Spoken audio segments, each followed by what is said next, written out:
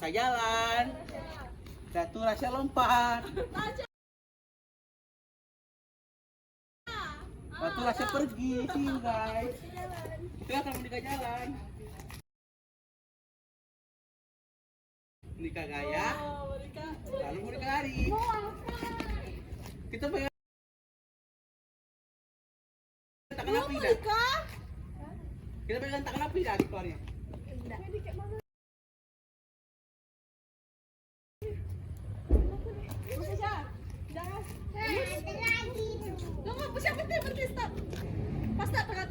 Pas. Satu, dua, tiga. Ih, bergaya ya? Aku burunya kayak. Halo guys. Halo guys. Halo guys. Jadi, aku mau tanya sama kalian. Tahu gak sih apa yang melatar belakangi bangsa Eropa bisa menjajah Nusantara? Duh, masa gak tahu sih? Sini aku kasih tau kids. Jadi, waktu itu Muhammad Sultan Al-Fatih yang merupakan penguasa Konstantinopel menutup kota pelabuhan Istanbul bagi pedagang Eropa. Akibatnya harga barang dari timur, apalagi rempah-rempah, menjadi mahal dan sangat langka.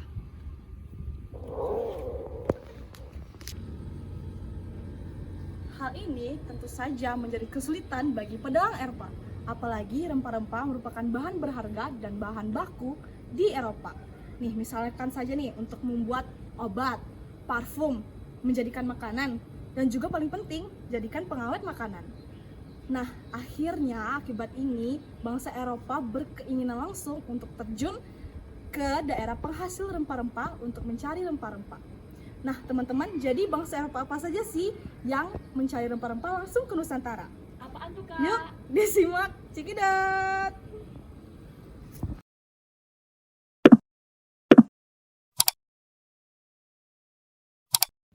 Hai, jadi aku mau bahas tentang Portugis nih. Kira-kira kalian tahu nggak sih? Nah, karena kalian belum tahu, sini aku jelasin. Jadi, Portugis itu bangsa Eropa pertama yang berhasil tiba di Nusantara. Bangsa Portugis pada awalnya berhasil mencapai Kalkuta dan mendirikan sebuah kantor dagang di kota Goa pada tahun 1498. Mereka kemudian melanjutkan perjalanan hingga akhirnya tiba di pelabuhan dagang Malaka pada tahun 1511 di bawah pimpinan Alfonso de Albuquerque. Kedatangan Portugis di Malaka menjadi sebuah pertanda kedatangan pertama bangsa Eropa ke Asia Tenggara. Portugis disambut oleh Sultan Mahmud Shah dari Kesultanan Malaka. Tetapi dalam perkembangannya terjadi konflik di antara Portugis dengan pihak Malaka yang berujung pada ditaklukkannya Malaka pada 24 Agustus oleh pasukan Alfonso de Albuquerque. Selepas kekalahan Kesultanan Malaka pada 15 Agustus 1511 dalam peristiwa perebutan Malaka, Alfonso de Albuquerque mulai berupaya membangun kubu pertahanan permanen guna mengantisipasi serangan balasan dari Sultan Mahmud. Sebuah benteng dirancang dan dibangun mengungkungi sebuah bukit menyusuri garis pantai di tenggara muara sungai menempati bekas lahan istana Sultan. Alfonso de Albuquerque tinggal di Malaka sampai November 1511 demi mempersiapkan pertahanan Malaka menghadapi segala bentuk serangan balasan dari orang-orang Melayu. Sultan Mahmud Shah terpaksa harus mengungsi meninggalkan Malaka.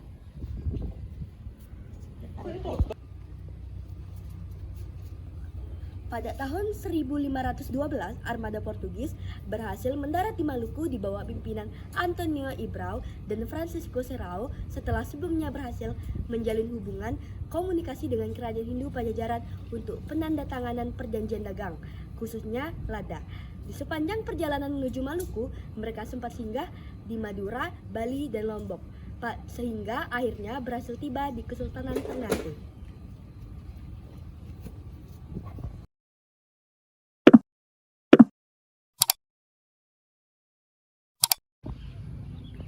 Cerita perjalanan Spanyol yang pertama pada tahun 1492 oleh Christopher Columbus sampai di Kepulauan Bahama. Dilanjutkan oleh Ferdinand Magellan pada tahun 1519 sampai di Selat Magellan. Lalu berjalan lagi ke Filipina pada tahun 1521. Lalu dilanjutkan oleh Sebastian Elcano sampai di Maluku, Tidore. Perjalanan Spanyol ke Nusantara. Yang pertama, kedatangan pertama kali bangsa Spanyol di Nusantara dirintis sejak tahun 1521 di wilayah Kepulauan Maluku, tepatnya di Kesultanan Tidore. Kedatangan mereka pertama kali mendapatkan sambutan hangat dari Sultan Tidore karena diharapkan dapat membantu Tidore menghadapi persaingan dengan Ternate yang sudah didukung oleh pihak Portugis.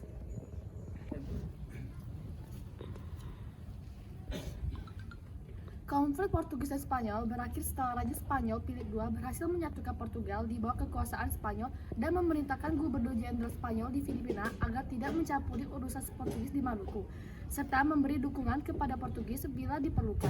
Kondisi inilah yang memaksa Spanyol harus keluar dari Maluku. Kedatangan armada Spanyol di wilayah Maluku kelak akan meresahkan pihak Portugis karena merupakan pesaing ketat yang dapat menghambat kemajuan dagang mereka.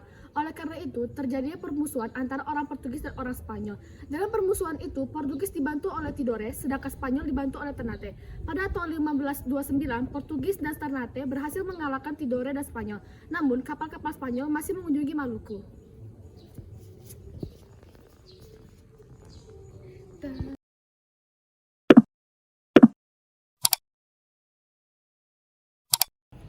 Sejarah Belanda pertama kali Belanda masuk ke Indonesia pada abad ke-17. Pada waktu itu Belanda bersaing dengan Portugis dan Inggris untuk merebut rempah-rempah. Pada tahun 1602 VOC didirikan untuk memonopoli perdagangan rempah-rempah. Belanda membuat pos di daerah Maluku dan Pulau Jawa. Pada abad 19, Perang Napoleon pun berlangsung. Belanda kembali menguasai Indonesia setelah Perang Napoleon berakhir pada Perjanjian London 1814. Era kolonialisme Belanda pun semakin menjadi-jadi. Masyarakat Indonesia pun semakin merasuki ke dalam kolonialisme Belanda. Tanam paksa pun diperkenalkan kepada masyarakat Indonesia. Di sana Belanda dapat menghasilkan kopi dan nila. Roti anget 5.000. Abad ke-19 juga menyaksikan munculnya perlawanan terhadap penjajahan yang terdapat di Belanda. Pemberontakan di Ponorogo pun berlangsung pada tahun 1825 hingga 1830. Perperangan besar pun datang. Perlawanan di Ponorogo dipimpin oleh Pangeran Diponegoro. Perperangan tersebut berakhir dengan kekalahannya bagi Indonesia. Menyaksikan kekalahan tersebut, lalu Soekarno datang. Soekarno adalah salah satu tokoh nasionalis memerankan peran penting dalam perjuangan kemerdekaan negara Indonesia. Pada saat Perang Dunia Kedua, Jepang berhasil menduduki Indonesia pada tahun 1942. Hal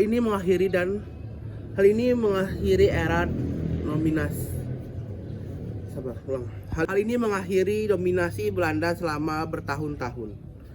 Pada tahun 1945, Soekarno dan para pemimpin lainnya memproklamirkan kemerdekaan Indonesia. Pada tanggal 17 Agustus 1945, tercatatlah dalam Hari Nasional Indonesia, yaitu Hari Kemerdekaan Indonesia yang kita tahu selama ini. Nah, teman-teman, sekarang mari kita cari tahu rute-rute pelayaran Belanda. Nah, sekarang negara Belanda berangkat ke pantai barat Afrika.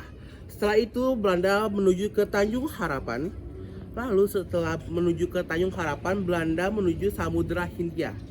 Lalu setelah di Samudra Hindia, Belanda menuju ke Selat Sunda. Dan yang terakhir, Belanda sampai di Banten.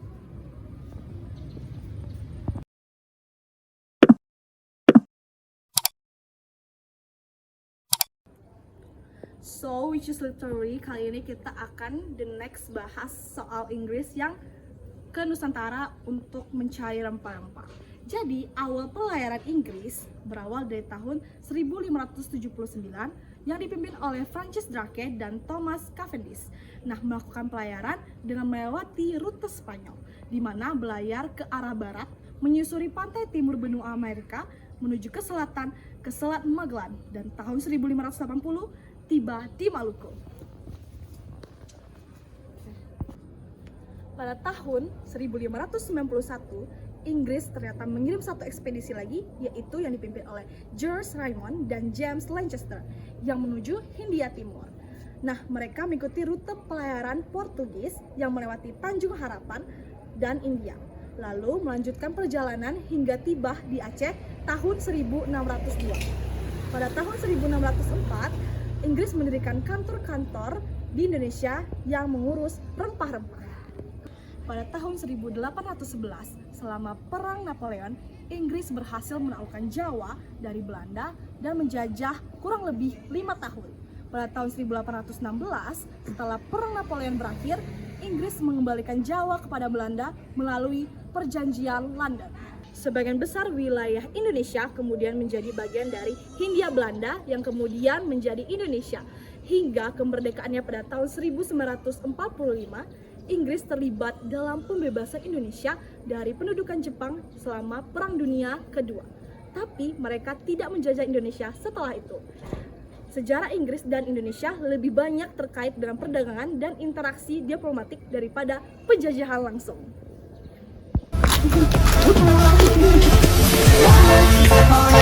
Makan ayam campur bakmi. Jangan lupa pakai saus. Cakep. Sekian